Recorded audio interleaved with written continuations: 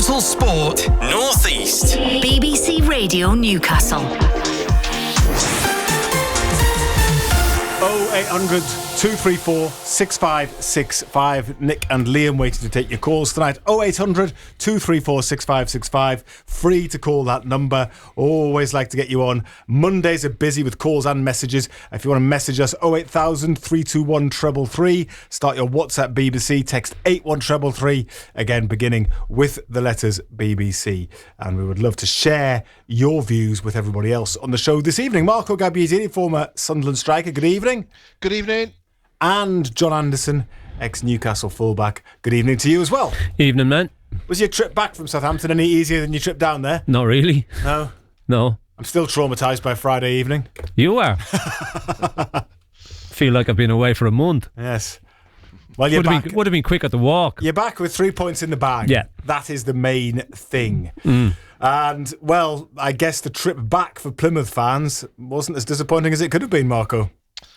No, they scrapped and they've stayed in the game, and unfortunately we have a bit of a tendency at the moment to concede really scrappy goals, and we've had a few at home, haven't we, especially, but just the opposition winning too many touches in the box when they've won 3 or 4 knockdowns in the same for the same goal, for one goal, and it's got to be stopped. We're going to start tonight by looking back on Newcastle's game, but obviously we want to hear from fans of both teams. 0800 234 6565 is the number. Ando and Razor, and plenty of Newcastle fans, as I've already alluded to, had a mildly frustrating journey to Southampton, where even more frustratingly, I guess, the home side took the lead before the Magpies' star players then rose to the occasion. Now for Walker-Peters in the corner. Byrne sticking with him, makes a block, kept in by Walker-Peters, deep cross, it's in! Southampton have taken an unlikely lead, and it's Jan Bednarek, the centre half, with a header from 6 yards out beyond Dubravka. And this wasn't in the script as Newcastle looked to bounce back from defeat last weekend. Southampton, bottom of the table, 1 win all season, have taken the lead. Jan Bednarek, the scorer. Southampton 1, Newcastle United 0. Free kick is on the right. Adam Armstrong's too close to the ball. Tonali gets the attention of the referee. The whistle's gone there. To signal Armstrong has to move away. It's just inside the Southampton half. Ball's in the centre. Tonali on the diagonal into the box. Headed down to Bruno just outside the area. He wants to hit this Bruno. He's found Isak. Alexander Isak. Challenge comes in. It's a corner, but Newcastle appeal for a penalty. Isak picks up the ball and places it down on the penalty spot. He scored in 8 Premier League matches in a row before failing to find the net last week. He didn't have a chance really. Got an opportunity from 12 yards to score his 18th of the season up against Alex McCarthy after the VAR overturned. The penalty from Isak is into the bottom corner. He sent the keeper the wrong way and stroked it home, and in the 26th minute Alexander Isak levels up the game at St Mary's. Newcastle United and Southampton 1 apiece. Challenge won by Byrne fairly on halfway. Jacob Murphy away and into space, and now for Isak. What a touch! Isak is in and scores! Oh, he is unstoppable. Alexander Isak found by Jacob Murphy. That combination again, and a superb, sublime first touch to get away, and he slotted it in off the bottom right post beyond McCarthy. Isak has scored twice to turn it around for Newcastle United. 19 goals this season. Half an hour played at St Mary's. Southampton 1, Newcastle United 2. All for Isak to chase. Not a bad attempt from Shell. Long pass up the pitch. Isak then to Tonali. Good header. Gordon. Tonali's in 1-on-1. Sandro Tonali against McCarthy. Yes! Sandro Tonali finishes into the bottom corner. They went up to Isak, back to Tonali, then played through for the Italian, who carried his run forwards from central midfield. And when McCarthy came out, Tonali just rolled it past him into the corner and then runs across to the away section to celebrate. Newcastle have increased their lead early in the second half. Tonali's third of the season. Southampton 1, Newcastle United 3. Stake by Cher. Mateus Fernandes has scored. Fabian Cher with a backward header. Mateus Fernandes had continued his run and got in, and he has beaten Martin Dubravka, and Southampton have brought this back to within one. I think Mateus Fernandes, he's offside, isn't he? Yeah. Willett to Murphy. Can they get goal number 4? They've lost the ball, then Cher has won it, and Almiron's got it. This would be fitting if Almiron could score into the box. Almiron still going on the outside and saved by McCarthy.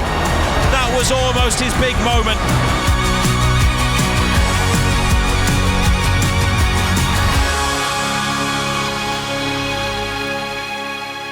Ando. Yes.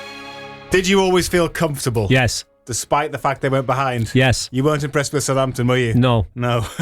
Are you going to give me one-word answers to every question I ask you? Yes. Okay, this is going to be a long show. No.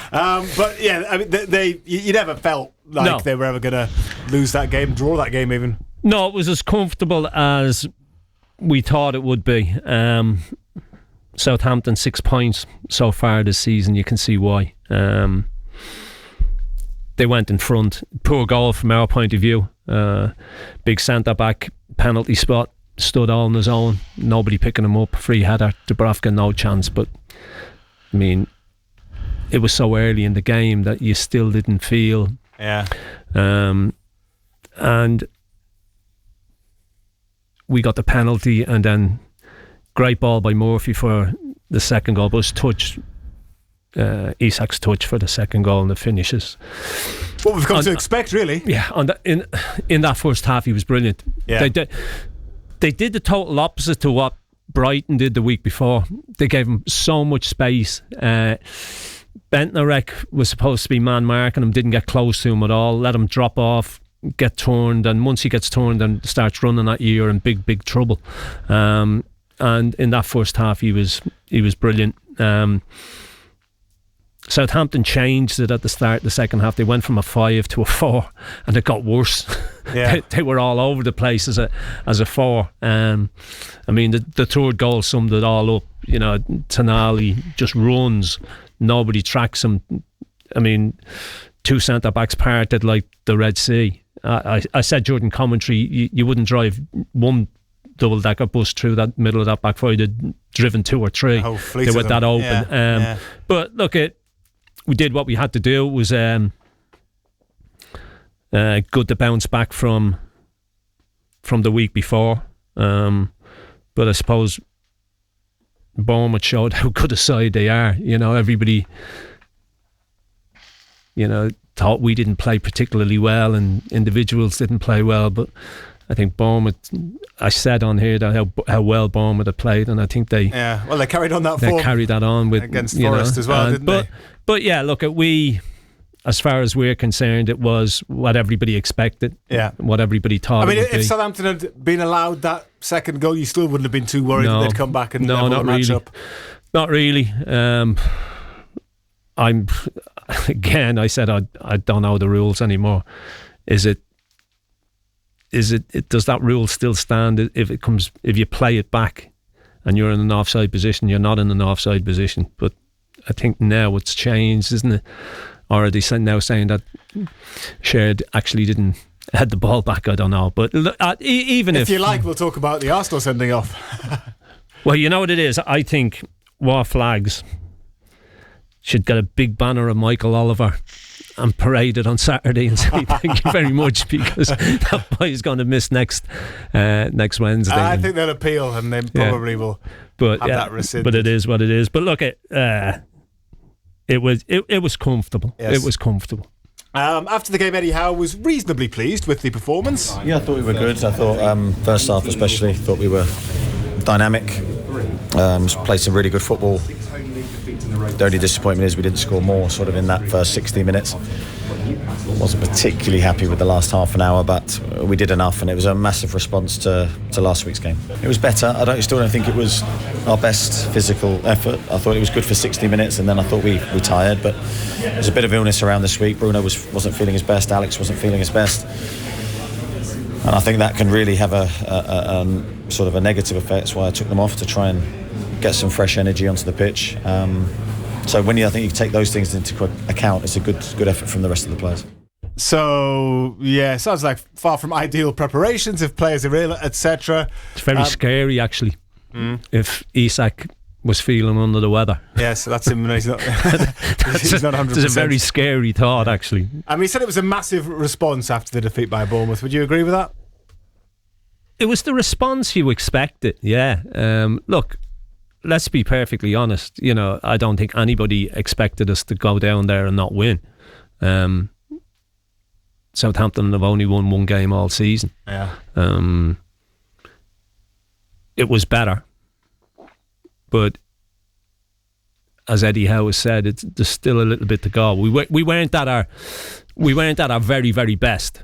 But you go away from home, you score 3 goals, you've got to be happy, and something to build on. Got a home game now at the weekend, and then obviously got the cup semi-final then the following midweek. So yeah, I think you've got to be happy with it, especially if lads were feeling under the weather. But it's as I say, it was as comfortable as I thought it was going to be. Well, Eddie Howe did enjoy Tonali's goal. Yeah, I did. I loved it. I mean, I loved all the goals we scored today, but I think Anthony's pass and the way Sandro had run from midfield and his athleticism and his pace, I thought he was outstanding today. I thought he ran that midfield for us.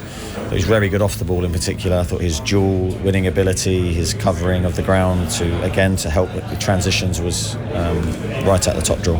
Yeah, he didn't mention the parting of the Southampton defence there, but it was a great goal, and perhaps more importantly, another fantastic all-round performance again from Tonali. Yeah, he's just going from strength to strength. He's getting better game by game. He was great again at the weekend. You've got top players in him and Isak. Isak was 17 goals this season. Says it all. Tonali, good athlete. He covers the ground. He sees danger. Not only is he good with the ball, but without the ball, he's very, very good as well. He's one of these players, he seems to relish that, which some players don't. The tracking back, the getting back and making a tackle. Some players don't like doing that side of the game, but he seems to enjoy it. But he just senses danger. Yeah. He always seems to be in the right place at the right time. So combine that instinct with the energy that he's got. Oh, yeah. You've got a good player. Yeah. And then going forward, he's obviously got something as well, and he can. Yeah, as I say, he's just getting better game by game. And it's since he's gone back into that central role. He just covers all the ground. He ticks so many boxes, and he passes the ball so well. I think when you see him, when you watch him, as soon as he gets the ball, his first thought is to pass the ball forward. Yeah. It's not always isn't it? Not back or sideways. Yeah. His first thought is, can I get it forward? Okay, if I can't, then we'll go square or we'll go back. He's already looking up. His first thought is to play the ball forward into the forward boys. Speaking of looking up, that's what Isak does when he takes his penalties, doesn't he? He just looks up, looks at the keeper. And what it is? Sticks it wherever the keeper isn't. He's missed a couple. And that penalty of the weekend was a penalty of a boy who his confidence is just so high. Yes. He just waited for McCarthy to go and he's just tucked it in the other corner. Just rolled it in the other corner. He's somebody who's playing with so much confidence, so much belief. He thinks he's going to score every time he walks onto the football pitch.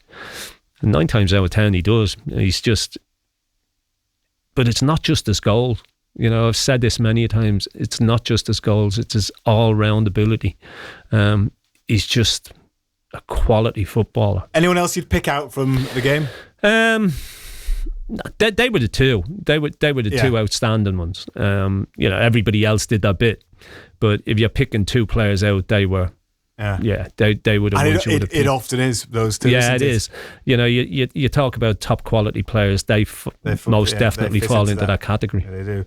Mickey Almiron came on, almost scored. Yeah, almost scored at the end. Would have been his right foot as well. Yeah, would have been a nice way to say goodbye if indeed he is off to Atlanta this week. Yeah, we don't know with Mickey what's going to happen, but I thought the crowd again showing the Newcastle crowd and the supporters have a wonderful way of understanding what certain players need in certain moments, and I think that was a lovely moment for Miggy because he's given so much, and I say it all the time, he's been the ultimate professional. He's been an absolute pleasure to coach and work with, and we don't know whether he will leave, but if he does, what a memory for him to take forward for the rest of his life. Indeed, yeah, the fans showing their appreciation for someone that's always given 100%, had some good times in a Newcastle shirt. It does seem like that move will finally be completed this week. Yeah, it's looking that way. Look, his game time's been very, very limited, and you can't see that improving, to be fair. Reaction of the crowd was great. It's a pity that the strike that he had, that McCarthy saved it in their post, didn't go in. Would have been a nice way to sign off. But whether it's this week or next week, well, they've got to the 3rd of February for everything to be complete, and it looks like that that's a deal that's going to happen by the looks of it. Now, tickets for Newcastle's FA Cup tie at Birmingham, they sold out to season ticket holders earlier today, but a limited ballot of season ticket holders opened at 4 today, which is open until 4 o'clock tomorrow. So still possible to get a ticket for that one. The game's on Saturday, February the 8th at 5:45 p.m. Remember, it's going to be live as well as on BBC Radio Newcastle, of course, on BBC One and the iPlayer as well. Newcastle's under-21s face Everton tonight. That one's a 7 o'clock kickoff at Whitley Park. And the women's team beat Portsmouth 3-2. Shania Hales scoring either side of half-time, so it looked to be pretty straightforward against the team at the bottom of the Championship, who only had 2 points going into the game. However, Portsmouth scored twice, made it 2-2 before Demi Stokes got her first Championship goal for Newcastle, and so Newcastle won it 3-2. The Magpies 7th in the table, but they're just 4 points off the top with a game in hand. That's how tight it is. We'd love to get you on the show tonight, whether you're a regular caller or calling for the first time. Steve is a Newcastle fan. I think it's probably fair to say he's been on before, but he'll be on again as well. Hello, Steve. How are you doing? I'm doing very well. Much better sure than Friday, considering Gary stuck in traffic. Yeah. No, we had some issues on Friday. We took some risks which didn't come off, Steve. Well, I thought Razor and John were on the Eurostar first. You could have called me and I would have stepped in at any moment. Yeah, well, no, Benno said he was close, and yeah, he remained close for a long time, then eventually he rocked up.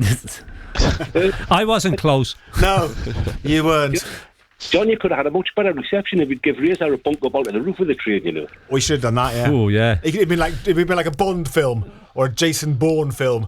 Razor balancing on top of the train, fast moving. I suspect the risk assessment form for that wouldn't have passed. No, I doubt it. I doubt it. Yeah, Razor likes to play it by the book. Anyway, go on, Steve. Let's just say it wasn't boring. Before I started about Newcastle saying I've got a request for you. It's all right, I don't need a kidney or anything. For the opposition lower down for the Arsenal game coming up. Remember a couple of Arsenal games ago, you had that woman, I think she was from an Arsenal supporters podcast. I do remember, yeah, I've forgotten her name now, but she was very good. She was lively. She was was strong in support of her team. Yeah, no, we had a good debate with her, didn't we? Yeah, it was about just the game after the Arsenal was a game of was it a goal, wasn't a goal, or a win or not. Yeah, I think if you can get her on again for... You'd like her back. And Michael Oliver. Get the two of them on. That will be very interesting. I think she was well worth the airtime if you can do that. Okay, noted, Steve. The Newcastle game on Saturday. It was what I was expecting in the first half, a much better performance.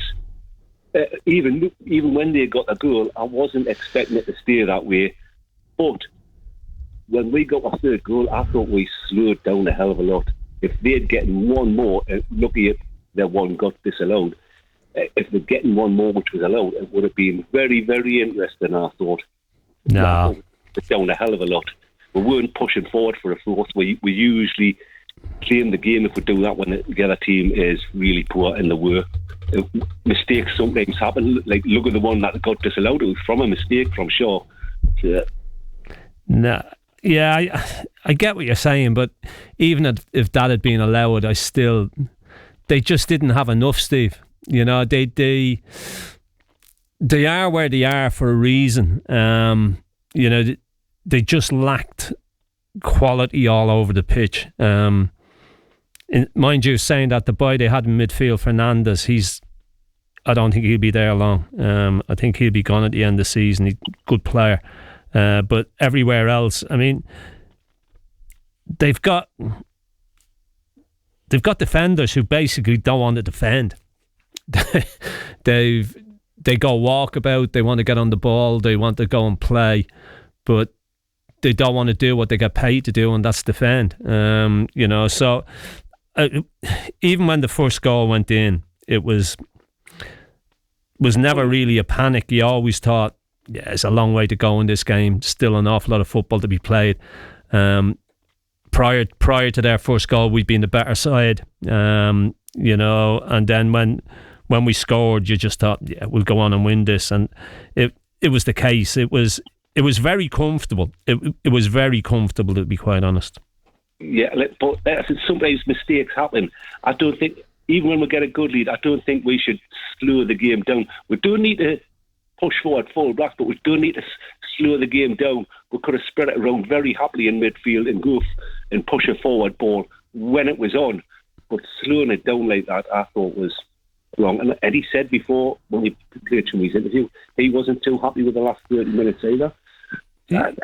It doesn't suit me. Plus, I'm a football purist, if you want to call it. It doesn't look right on the eye. It's not good. Yeah, look, I agree with you to an extent. I think we're a side that needs to play at a high tempo and high energy. I think that's when we're most definitely at our best. I don't think we're a type of side, and I've said this many a time, who can play at 70, 80, 90%. We need to be at it all the time. And when we're at it all the time, we're a match for anybody. But, you know, when we try to do things and slow the game down and play at a tempo that doesn't suit us, because, you know, it doesn't work. But I think against better sides you may well have got punished, but against Southampton, I just never seen that happening, to be quite honest. Yeah, well, that's all I had to say, lads. So thank you, Steve. Cheers, Steve. Take it easy. Thanks very much indeed for giving us a call. Good to get you on. 0800 234 6565 is the number, or send us a message and ask us to give you a call. We can do it that way as well. 08000 321 333 on WhatsApp, 81333 on text. Start all your messages with the letters BBC. Brian says Almiron's imminent move to Atlanta suits the player and our club, Ando. Latterly, Miggy's had some stick from some fans on social media. It's undeserved, though. He is a top pro. Miggy helped to keep us up under Rafa and scored some great goals in his purple patch under Eddie as well. Whether you think the player has limitations or not, Miggy always played with a smile on his face, never rocked the boat, and had a great work and team ethic. I wish Miggy and his family well for their future in the USA, says Brian. And I think the reception that he got from the travelling Newcastle fans pretty much shows that, you know, the majority of those who go and watch Newcastle, home and away, appreciate him for what he's done. Even though they might think it's the right thing for him to move on, they appreciate him.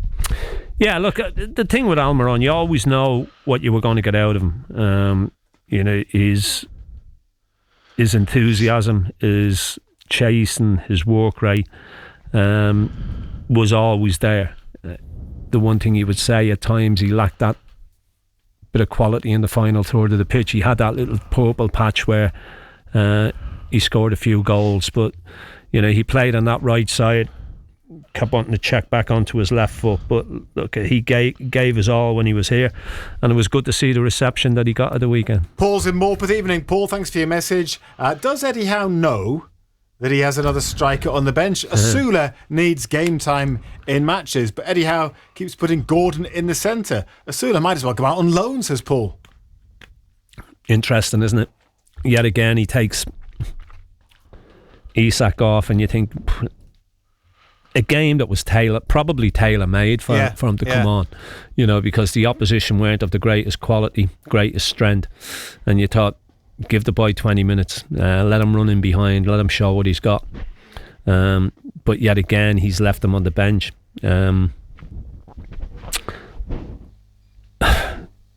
It's an interesting one because you think, well, he's got him there. What's the point in having them if you're not going to use them? If you're going, you're winning the game. You're winning the game comfortably. It's an ideal opportunity to give him game time. He obviously feels that he's not ready yet. That he's not ready. Now, what this is doing for the boys' confidence, I do not know. But we did have this debate, didn't we, about Lewis Hall last season, and now look at him. Because we always said last season, well, does he want him or not? And is he going to ever give him a chance or not? And maybe, maybe next season. I don't think this boy's as advanced as Hall was. No. If I'm perfectly honest, I think he's still got a way to go. Well, that's why he's not playing him then. Yeah, but the only way he's going to get better is by giving him game time. Should he go on loan then? Should they bring another striker in? They can't afford to let him go on loan because they've got nobody else. No. Well, I'm saying they've got nobody else, but they never use them anyway. They've got them, but they never use them. Yeah, aren't the important thing, but they keep putting them on the benchmark week in, week out. No. Keep taking Isak off, and the boy never gets a kick of the ball. He never gets any game time. Mark's in Blythe. Hi, John. Last week you said you'd sell Isak for £150 million. I would not sell him at any price. The only way to move forward is to keep our best players and keep improving the squad. Come on, Mark. 300 million. You would, wouldn't you? I wouldn't sell Isak either. I think to get somebody who scores goals at the top level of English football is a very difficult thing to get. He's shown since he's been here that he can score those goals, and those goals are irreplaceable. You take those goals away. So now you'd be even reluctant if it was 150 million. You might even be reluctant because even with all that money. I always think there's other positions on the pitch that you can fill in, that you can get somebody. Yeah. Right. But you cannot go and get a guaranteed goal scorer. No. Because you just don't know what's going to happen. This boy's come in. He scored goals last season. He's got 17 this season. So even if completely hypothetically at 5 to midnight on transfer deadline day, somebody comes in and says, right, here you go, 300 million for Isak. If you were to say, all right, okay, we'll take that, then he goes, they haven't got anyone to replace him, probably costs them a place in the Champions League. So it's probably not even worth selling him for that, is it? If you look at it that way. Yeah, I know what you're saying, but it won't happen. But if it did? It won't. But if it did? If it did, that's down to the powers that be. And I think if anybody offers 300 million, it doesn't matter what club it is, they're going to take it. But there's an argument to say they still shouldn't.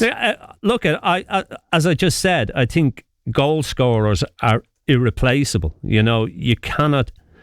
Okay. It's very, very difficult to go and replace somebody who's got the amount of goals that he's got, but not just the goals that he's got. The way everything that he plays, it's everything else about him as well. Package. People look at Haaland, right? Haaland's a goal scorer. This kid does so much more than that. You wouldn't swap him for Haaland right now, would you? No. Maybe they need to give him a 9.5-year contract. I seen something where they were on about that they're going to go have new contract talks with him. Good luck with that. Yes. Well, he'll be saying, right, look what the other fella's got. Yeah. Especially if he overtakes him in the goal scoring shots. I've got more than him. And then, I tell you what, he's got a gun to everybody's head, this boy. Lee from Ellington's been on. Good evening, lads. On the subject of people going to places around the world, well, we've been doing our atlas, haven't we? So wherever you're listening around the world, we'd like to know. And we are continuing to do this. So we've still got quite a few countries to tick off. So if you're listening from far afield, do get in touch and tell us about it. But anyway, Lisa's on that topic. Me and my wife went to Niagara Falls for my 60th, and I was watching the match against Bournemouth. I said to Carol, take a photo of me watching the match with the Niagara Falls in the background, which she kindly did, and he sent it. So there he is, yes. One of the wonders of the world, and he's busy looking at the match on his phone. Still, it was the exact moment, he says, that Bournemouth went 2-1 up just before half-time, which perhaps, affected your mood, and you shouldn't have done it, you see. You should just, got away from it all. Anyway, Thank you very much indeed. And he says, during half-time, the toilet got inadvertently blocked. I'm not sure we all needed to know that. So I used my skills and unblocked with a wooden cutlery instrument, and we ended up getting thumped 4-1. It's the only time I've seen two pals. Oh, no, I'm not going to read that. But thank you very much indeed anyway, Lee from Ellington, with your description of your trip to Niagara Falls, watching the Bournemouth game. I'm going to do one more message for now. And there's the picture as well. And this one is from Rich in Prudhoe. I was listening to Friday night's episode. So can we Hoy in the River raise his phone, please? Performance of the weekend goes to Ando's phone. Oh, it failed in the end, though, didn't it, Ando? Whatever you were using. Well, it did. Just ran out of signal. Yes. No signals. There are risks to be had. There are risks. You know, broadcasting from a train is a risk. Yeah. Simple as that. Very much so. Yes, they need to. Especially where we were stood. They need to improve communications on trains. Daryl's on the line now. He's a Newcastle fan. Have you ever broadcast from a train, Daryl? No, not from memory, but I can totally agree that the signal on there is not the best. Terrible place to try and broadcast from. You should think better next time. I know, we just thought we'd take a risk. Anyway, Daryl, what do you make of the weekend? I'll tell you what, I sort of hinted at it when I was messaging last week, and, it was the perfect time to bounce back and show that the game in the previous week against Bournemouth was a bit of a blip, and much can be said of the old adage that you can only play what's in front of you. We came back, we were professional about it. Yes, we went behind early to that goal, but we came back from it, and I was really impressed with the quality of the goals as well. I thought specifically Isak's second, where he got fed in by Jacob Murphy, and that first touch just set him up brilliantly. And also the passage of play that led to the third, and some really good link-up play between Isak and Gordon, and then that just... I don't know how Sando ended up with the freedom of Southampton Port, but he did, and he was through on goal, and he put it away in the corner. It was such a lovely goal to watch. And also listening and watching Alan Shearer on Match of the Day on Saturday night talking about the penalty. I thought it was quite interesting. It's not something I would have picked up on watching the game live, just how he looks at the goalkeeper, makes his run, gets his position, and then has a second look. I thought that was quite an interesting bit of analysis. It's good to get back straight into winning ways. You could have dwelled on this the wrong way, and it could have led to a dip in form or whatever. But Eddie's worked with the lads last week, and they've come out and they've been professional about it, and they've been pretty dominant, really. And to get that result down there was very impressive, and we have to bring it back to St James's on Saturday against Fulham. Yeah, look, I think everybody would have been bitterly disappointed if they'd have beaten us. 6 points on the board. I think you had to be probably overconfident going down there. Because I think they showed that they're where they are for a reason. The quality, they just haven't got it. They scored early on, but even when they scored early on, Daryl, you sat there and you're thinking, there's still 75 minutes left in this game. There's still enough time. And when we got the penalty, when the penalty went in, you went, that's it. We'll win this game, and we'll win this game comfortably. The second goal is touch. It's a great ball by Murphy, to be fair. It zipped into him, but the touch is brilliant. It just gets it out of his feet, and he just tucks it in the corner. And you're right, the third goal, Tonali just runs. He just and nobody runs with him. Nobody checks him. Centre backs don't see him coming, and he just runs straight in behind, ball over the top, and it's a real good finish, to be fair. So it was. I don't think, because of the Bournemouth result, people were, what will that do to our confidence and belief? Well, nothing really, because prior to that you'd won 9 games on the bounce. Just because you lose a game after 10, it was something that was always going to happen. Somewhere along the line you were going to lose a game. You couldn't just keep carrying on winning games. Somewhere along the line you're going to come unstuck. And you could see at the weekend that it hadn't affected the confidence and the belief at all. Yeah. I didn't think we were at our best, but in saying that, I didn't think we had to be. We most definitely didn't have to be, but I think it sets us up nicely for Fulham this weekend. That poor result for them last night, losing to Manchester United. I thought they'd beat them. Oh, yeah. So, onwards and upwards, hopefully, and then... I tell you what as well, Ando, that Bournemouth defeat doesn't look too bad given what they did at Forest on Saturday afternoon, dear me. Well... I know a lot of people said, such and such didn't play well, he didn't play well, we didn't play well. I remember coming in here on the Monday and saying, look, sometimes you've just got to hold your hands up and say, on the day we were beaten by the better side. And I thought Bournemouth were absolutely outstanding. I thought they did to us what we do to a lot of sides, and we couldn't live with it. Well, they're a point off the Champions League places, and they're the informed team, aren't they, in the Premier League? So interesting to see how far they can go. Yeah, I suppose that result against Forest at the weekend shows that it was no fluke what they did here. I think you're probably right. Thank you, Daryl. Cheers, guys. Cheers, Daryl. Take really it easy. Good to speak to you. 0800 234 6565. There are some lines free now. You could get on between now and 8 o'clock. 0800 234 6565. Performance of the weekend, says Billy and Jarrow. Give it to Miggy Almiron for taking a shot with his right foot. Doesn't often do that, to be fair. He's right there. Don't know whether it's worth performance of the weekend, though. I think that's dragging it a bit too far. Okay, fair enough. Dragging it. as he always does. Chris says, Ando says you could have driven a double-decker bus through the Southampton defence. Why double-decker? Surely the upper level would be redundant. It's a fair point. All right, then. Single-deckers. 3 doubles and 3 single-deckers. Yes. You wouldn't have got as many people on mine, but... I mean, what's a wider kind of bus than normal? I've no idea. No. But I was just thinking that you get more people on a double decker than you do a single decker. But it's no wider than a... No, but you still get more people on it. That's true. Well, there you are. Okay. Michael Oliver should get performance of the weekend, says Ron in Washington. We haven't asked you about this yet, Marco. Have you seen the sending off? Lewis Skelly for Arsenal. So we've talked about these sort of situations before. Let me read what Ron says first. Yeah. A trip would be a booking. Catching someone when going for the ball would be a booking, but that was definitely a sending off. So Hoy, Arteta and Shearer in the river, says Ron. I don't like those fouls. I think they're the You've ones... said that before. You've occasionally said, I think, that maybe there should be an some orange. of them, there should be, He should go off for 10 or 15 minutes for a deliberate, But that's not the rule. So while that's not the rule, it was never a goal scoring opportunity. And I believe, we had one we were discussing last year where someone did go through at the halfway line. Luke O'Nien did one, didn't he, where he handballed it. Do you remember that? Who was that? Was that last season? Where he jumped in the air and handballed it about 5 yards inside his own half.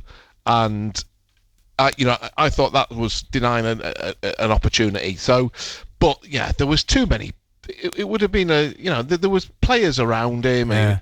It was strange that Michael Oliver did that, wasn't it? I think that the thing about the distance from goal shouldn't really matter, because if you can have 2 decent touches and your third touch is past the goalkeeper, you can score from running. Tell you what, if he's having 2 decent touches from there, he's got very long legs. Well, if he kicks it far enough and runs fast enough, then you could do that. But what I'm saying is, there were also, it was the people around him still, wasn't there? But I don't know, it was. But what amazed me, VAR had a look. If VAR had said to him, go and have a look at the screen. Yeah. And then you're putting the onus straight back on the referee again. Yeah. And then if he sticks with his decision, okay. But VAR should have said, look, you need to go and look at this. Shearer, another pundit, said, why didn't they do that? He's made a mistake and that's what VAR is for. Okay. Bill's in Darlington. Interesting views from this weekend's results, lads. And I think Mr. Oliver is doing a great job. And the disgusting things that the Arsenal fans are saying about him verge on being vile. He's got a lot of stick for it. And again, as often the case, well over the top on social media, etc. As for Mr. Arteta, says Bill, I understand that he is opening a vineyard because he is so good at whining on. Thank you, Bill. He does like a moan, doesn't he? Oh, he loves to have a bit of a moan, yeah. John says, evening, lads. I wanted to ask both Ando and Marco as a striker. Isak is 100 Premier League goals behind Alan Shearer. Yeah. Isn't he? Or 100, he's 100 Newcastle goals behind Alan Shearer. The form Isak is showing, well, he can get 20 goals plus over the next 5 seasons and break Shearer's Newcastle record. Would that be an incentive and enough to keep him at the club to break that record? I'd give him the number 9 shirt in the summer as well, says John. Would that be enough incentive to keep him at the football club? No. Don't think so. Players don't tend to be as bothered about those sort of records. I don't think records like that are come into people's heads anymore, to be quite honest. Especially as it's so far away. Maybe if he had like another 20 to get, might even just thinking no. a bit more. No, don't. No. What do you think, Marco? I wouldn't say that that's at the foremost of his thoughts, thinking, oh well, I can break Shearer's goal scoring record at Newcastle. No, I think I tend to agree. I think sort of the hometown boy thing was the big thing for Shearer as well, wasn't it? And I don't know. There's so many. There seems to be a well-trodden path now, doesn't there? That if a player is in the form that he's at, there's only one club that he wants to go to, and you'll probably hear something that he was a Real Madrid fan when he was 14 or something in the coming weeks, and that's usually what happens now, isn't it? You know, they all want to play for, win the Champions League seems to take precedent over everything. I'll tell you what it is, Mark. I just mentioned this earlier on. There's been talk that they're going to go into negotiations about a new contract. Yeah. Well, you see the teams he's going to be linked with. No. When those negotiations are due to start. Yeah. Yes, indeed. Is that a cynical side of me coming out, is it? I think you've been around long enough, Ando, to know what to expect. Brian in Gateshead says, did you know that Chris Woods and Elliot Anderson were in the Premier League's worst 11 for the weekend? Just goes to show the ups and downs of the best league in the world, says Brian. I didn't know they picked a worst 11, did you? I don't know who picks that. I didn't see that. No, but that's apparently the case. And this one is from Gaz in Concert. You asked Ando earlier if he would swap Isak for Haaland, and he said no. I totally agree, but I bet Pep would swap. He probably would, wouldn't he? He's got his man. Well, no, not after they've given him a 9-year contract and $400,000 a week. I've got something to hoy in the river, by the way, fellas. Something that I would suggest. Some of the ridiculous press releases we get. Yeah, just about things. I mean, a lot of them I just kind of take a glance at and say, oh, it's nonsense, and delete. This one, it's so ridiculous. It's a new study. There are always new studies that have been done. Very spurious kind of studies from, we're not quite sure where. So this one, new study reveals the luckiest shirt numbers in the current decade's Premier League. Oh, dear. The luckiest shirt numbers. And do you know how they've worked it out? What's the most lucky shirt? Well, the ones that have scored the most goals. Yeah. What? No other parameter. No. So the luckiest shirt apparently is the number 9. Never. Oh, fancy that. Yeah, Who would I'll have tell you thought? what, that took some working out. Yes, that's the luckiest shirt. Yeah. 604 goals in the past 5 seasons. Right. With people wearing the number 9 shirt. Yes. I would never have thought that. Nothing to do with the fact that they usually strike, because it's the luckiest shirt. Oh, that's right. Okay. Yes. Number 10 comes in at the second, followed by shirt number 11. No. Me. Yes. So someone's done a whole press release about this. Someone's sent it to me. Someone's done a degree on that, haven't they? They've written a paper about that and had it published and all that.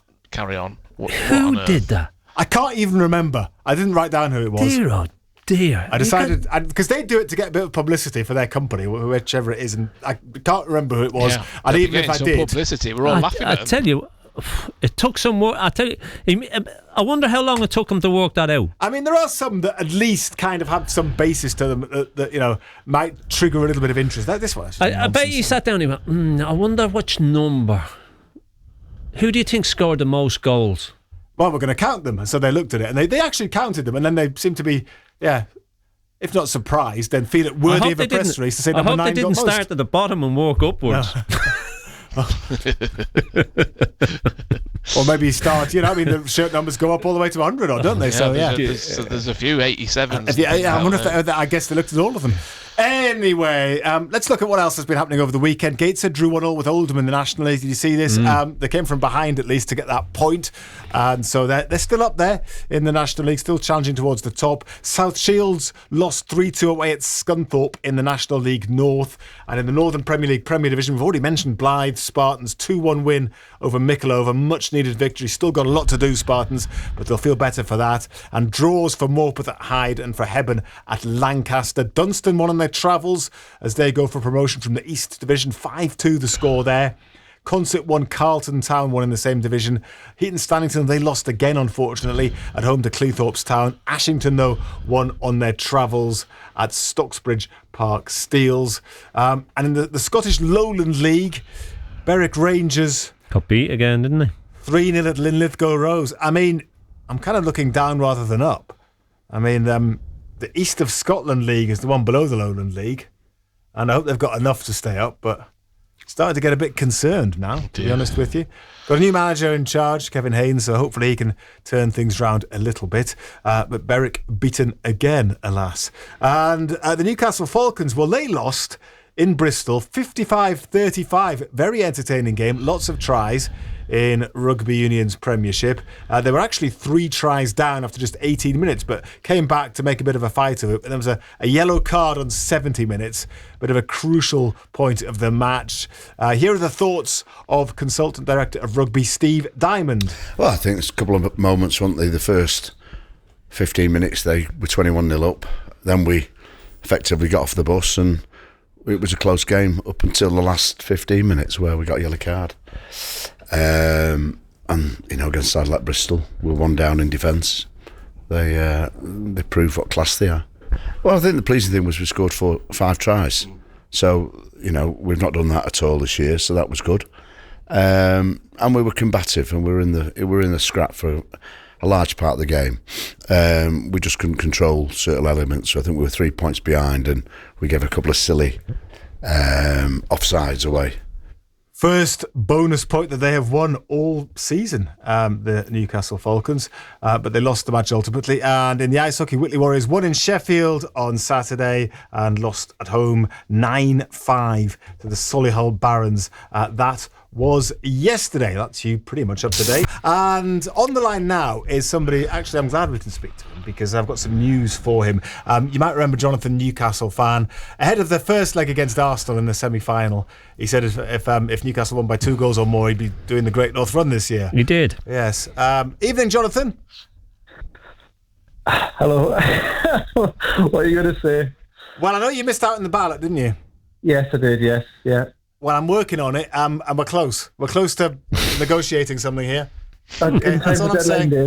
That's all I'm saying. So I would suggest, sorting out a training schedule. Just put it that way, okay?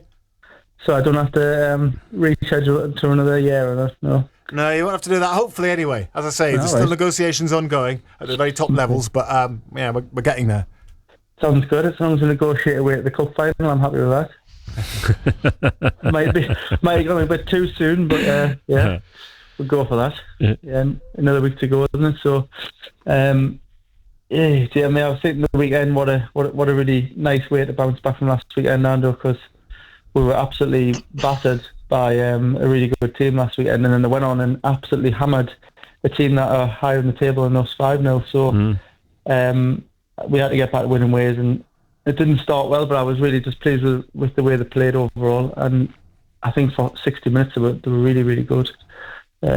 Looked like they're back to the way they were for the previous sort of 9 games before that blip last weekend.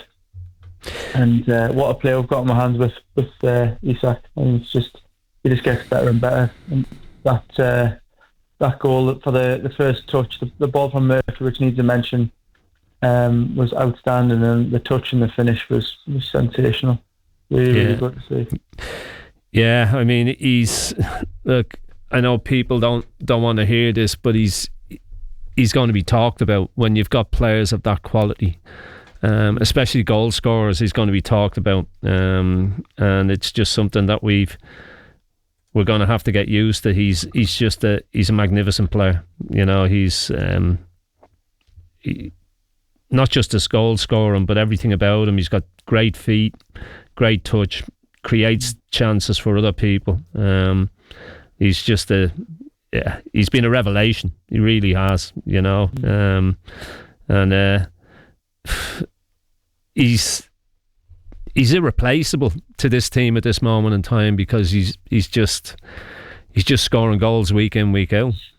Yeah, I agree. I know, but I also think the one thing that stands him apart, keeps him completely and utterly unique, as you say, is the fact that he also creates goals for his team and is so unselfish, because there's been numerous times where he's had a chance to shoot for a hat-trick in the last season, really, since the start of this season, and he's squared at these passes. He's tried to do the unselfish thing. He's such a team player, and I don't think you normally don't get a goal scorer that is an absolute out-and-out team player.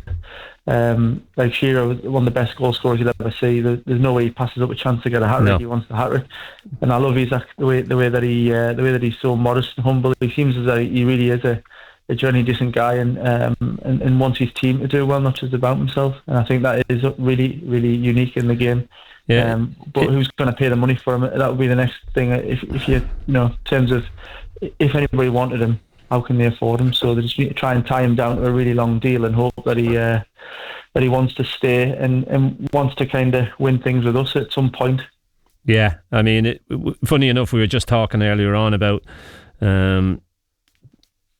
this contract situation where they're going to sit down and talk to him, and I think people are going to have to get used to, as soon as this happens, the amount of sides that he's going to be linked with. Because that's what happens when contracts come around, and people, we know what agents are like. They throw names out there all over the place. But I mean, I think it's going to be a difficult contract to do, I think, because he holds all the aces. They've got to come up with something spectacular. They really have, because he's just on a different level.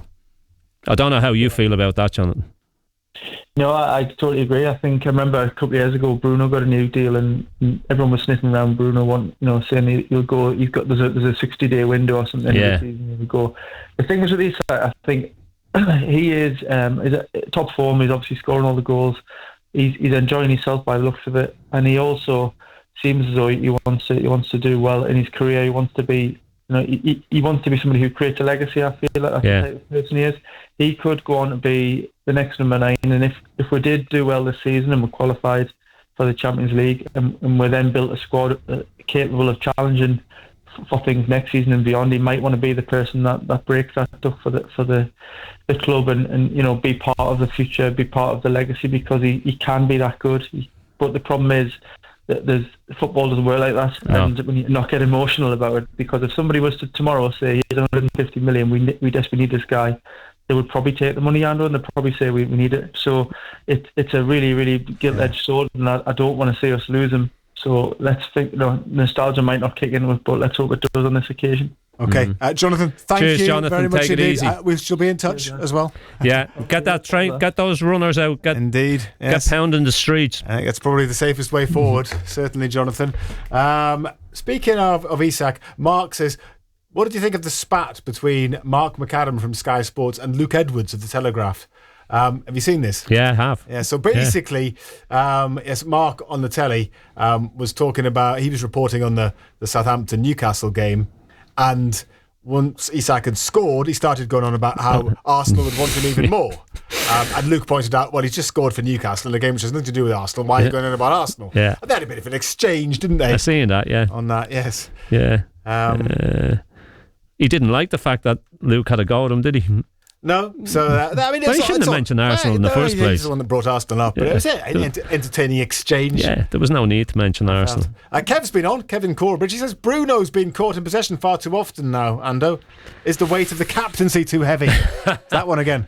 See, I don't mind when he gets caught in possession further up the pitch. It's when he drops deep and he's 20, 30 yards from our goal, when he gets caught in possession. All of a sudden the opposition are straight onto your back four. The second goal against Brighton came that way because he has his pocket pinched just outside the penalty area, and that goal came about. When he plays further forward and he gets a pinch, has his pocket pinched, the opposition have still got 80, 90 yards to go, so you've got plenty of time to recover. So don't mind that, as long as he does it further up the pitch.